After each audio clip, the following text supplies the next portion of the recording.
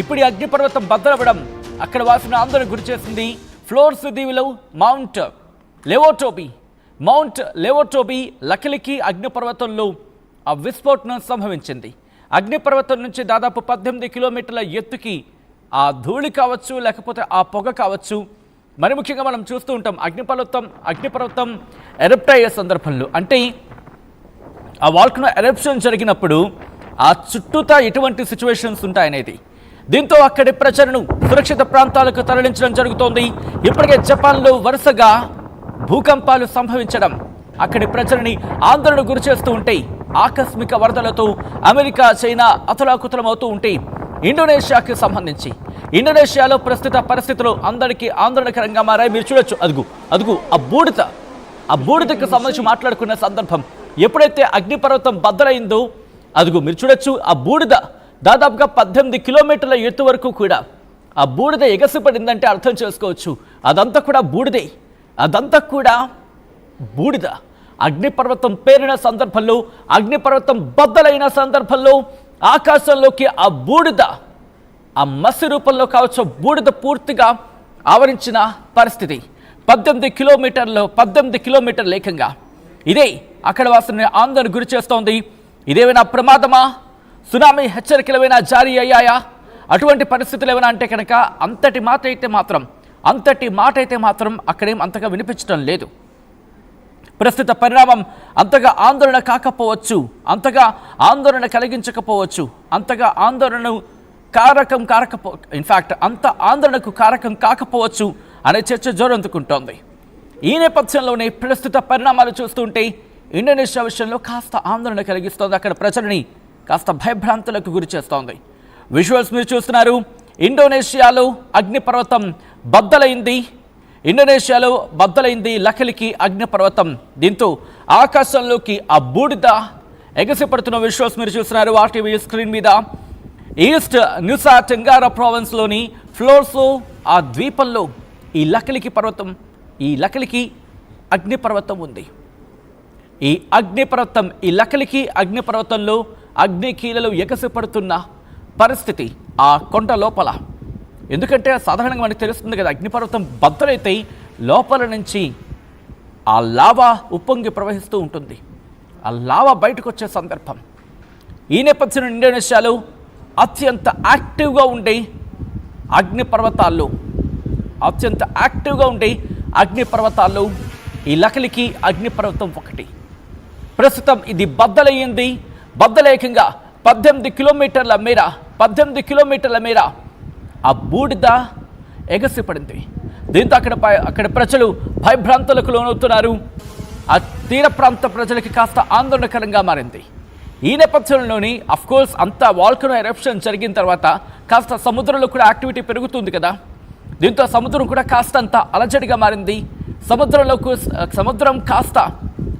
కాస్త అలజడి కనిపించడంతో, సముద్రంలో కాస్త అలజడి మారడంతో అక్కడి ప్రజలు కూడా కాస్త భయాందోళనకి లోనైన పరిస్థితి. ఆ విజువల్స్ చూస్తున్నారు మీరు. This is the disturbing content, viewer description is advised. ఈ కథనం మిమ్మల్ని కాస్త కలవరపరచొచ్చు, దీనికి సంబంధించి తగిన జాగ్రత్తలు తీసుకోవాలని ఆర్టీవీ సూచించడం జరుగుతుంది. ఒక్కసారి ఆ విజువల్స్ చూద్దాం ఫుల్ ఫ్రేమ్లో. ఎందుకంటే ఆ విజువల్స్ చూస్తే మనకు అర్థమవుతుంది ఎటువంటి పరిస్థితి ఉంది అనేది. అగ్నిపర్వతం బద్దలైన సందర్భంలో ప్రస్తుతం అందరూ అక్కడ వాళ్ళు ఆందోళన వ్యక్తం చేయడం జరుగుతోంది. ఆకాశంలోకి 18 కిలోమీటర్ల కంటే ఎత్తువ, 18 కిలోమీటర్ల కంటే ఎక్కువ ఎత్తులోకి ఆ బూడిద ఎగసిపడుతోంది. ఆ ప్రాంతాన్ని, సమీప ప్రాంతాన్నంతా బూడిద పూర్తిగా కప్పేస్తుంది. అయితే అధికారికంగా ఎంతవరకు కూడా ఎటువంటి మరణాలు సంభవించలేదని ఒక ఇన్ఫర్మేషన్ మనకు అందుతోంది. మరోవైపు అగ్నిపర్వతం బద్దలైన సందర్భంలో అటుకు వెళ్లే విమాన సర్వీసులకు తీవ్ర అంతరాయం ఏర్పడింది. బాలీకి వెళ్లాల్సిన విమానాలని ఇప్పటికే దారి మళ్లించారు. దాదాపుగా 5197, ఒకటి కాదు రెండు కాదు, ఏకంగా 5197 అడుగుల ఎత్తుంటుంది ఈ లకిలికి అగ్నిపర్వతం. చాలా యాక్టివ్గా ఉంటుంది. ఇది కనుక ఎరప్షన్ జరిగినప్పుడు, ఇక్కడ వాల్కనో ఎరప్షన్ కనుక జరిగితే ఇబ్బందికర వాతావరణం ఉంటుందా? Biggest question mark. బట్ ఇది రెండోసారి, నెల రోజుల వ్యవధిలోనే ఇది రెండోసారి. ఎందుకంటే గతంలో, అంటే కొద్ది రోజుల క్రితం, గతంలో 18వ తారీఖున కూడా ఇక్కడ వాల్కనో ఎరప్షన్ జరిగింది. దానికన్నా ముందు మార్చి 21న కూడా జరిగింది. గత నవంబర్లో కూడా ఇక్కడ వాల్కనో యాక్టివిటీ అనేది జరిగింది. అయితే ఇండోనేషియా గురించి మాట్లాడుకున్న సందర్భంలో ఇక్కడ అగ్నిపర్వతాలు, ఈ వాల్కనో ఎరప్షన్ అనేది అత్యంత సర్వసాధారణమేనా అంటే అవుననే మాట వినిపిస్తోంది. ఎందుకంటే 2018లో అనక్ క్రకటౌ 2018లో అనక్ క్రకటౌ ఆ వాల్కనో ఎరప్షన్ జరగడం వల్ల సుమత్రా కావచ్చు, జావా తీరాల వెంట సునామీ వచ్చిన సందర్భం గుర్తుపెట్టుకున్నప్పుడు సునామీ వచ్చింది. ఈ అగ్నిపర్వతంలోని భాగాలు కొన్ని సముద్రంలో పడిపోయాయి. ఆఫ్ కోర్స్ అంత పెద్ద అగ్నిపర్వతం సంభవించినప్పుడు ఏం జరుగుతుంది? అయితే ఈ ఘటనలో అప్పుడు సుమారుగా 500 మందికి పైగా ప్రాణాలు కోల్పోయారు. హల్మహెరా ఆ ద్వీపంలో ఇబు పర్వతం అప్పుడు వాల్కనో ఎరప్షన్ జరగడం కారణంగా 60 మందికి పైగా మరణించిన సందర్భం. దాదాపుగా 7 గ్రామాలను అక్కడ ఖాళీ చేయించారు అప్పట్లో. ఆ తర్వాత జరిగిన పరిణామాలకు సంబంధించి మనం మాట్లాడుకున్న సందర్భం ఉంది. ఇప్పుడు ఇండోనేషియా అంతటా అగ్నిపర్వతాల విస్ఫోటనాలు అంశానికి సంబంధించి మాట్లాడుకుంటున్నారు. ఇప్పటికే పలు డేంజర్ జోన్లను గుర్తించారు. ఎందుకంటే ఇండోనేషియాకి సంబంధించి మాట్లాడుకున్న సందర్భంలో భౌగోళికంగా యురేషియన్ ప్లేట్స్ అలాగే ఇండో ఆస్ట్రేలియన్ ప్లేట్స్ ఉంటాయి. ఇవి సబ్డక్షన్ జోన్స్గా ఈ కారణంగా ఏర్పడిన అగ్నిపర్వతాలు ఎక్కువగా ఉన్నాయంటూ కూడా చర్చ జరుగుతూ ఉంటుంది.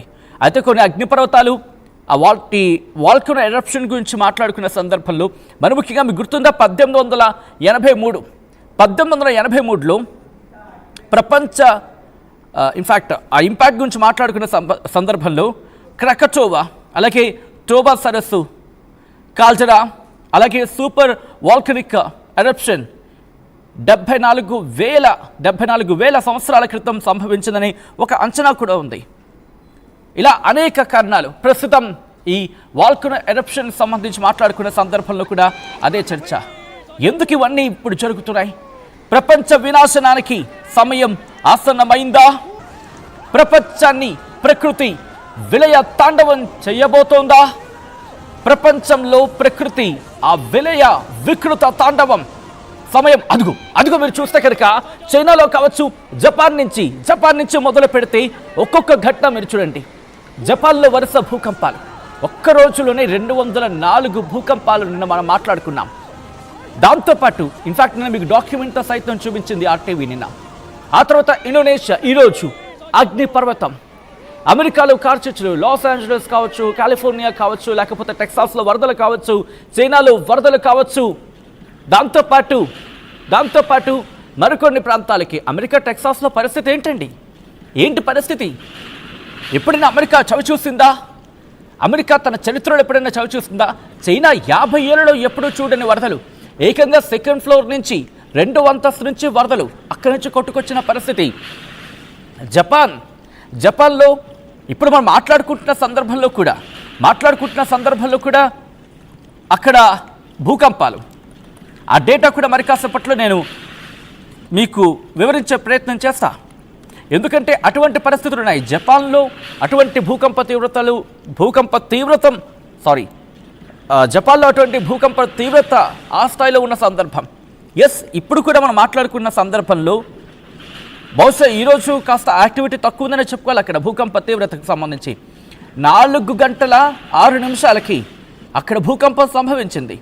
బహుశా ఈరోజు అక్కడ యాక్టివిటీ చాలా తక్కువనే చెప్పుకోవాలి. లేకపోతే 200 అసలు మనకి బహుశా 200 రోజుకు ఒక భూకంపం వస్తే గొప్ప అని చెప్పుకోవాలి. అటువంటి పరిస్థితులు కదా మంది, అంతే కదా. ఒక 2-3 నెలలకు 4 నెలలకు భూకంపం వస్తే ఆశ్చర్యపడుతూ ఉంటాం. కొన్ని ప్రాంతాలు అయితే సంవత్సరాల తర్వాత భూకంపం వస్తూ ఉంటుంది మన భారతదేశానికి సంబంధించి. కానీ అక్కడ అటువంటి పరిస్థితి లేదు జపాన్లో. ఎగ్జాక్ట్గా కొద్దిసేపటికి నేను చెప్పినట్టుగా 7వ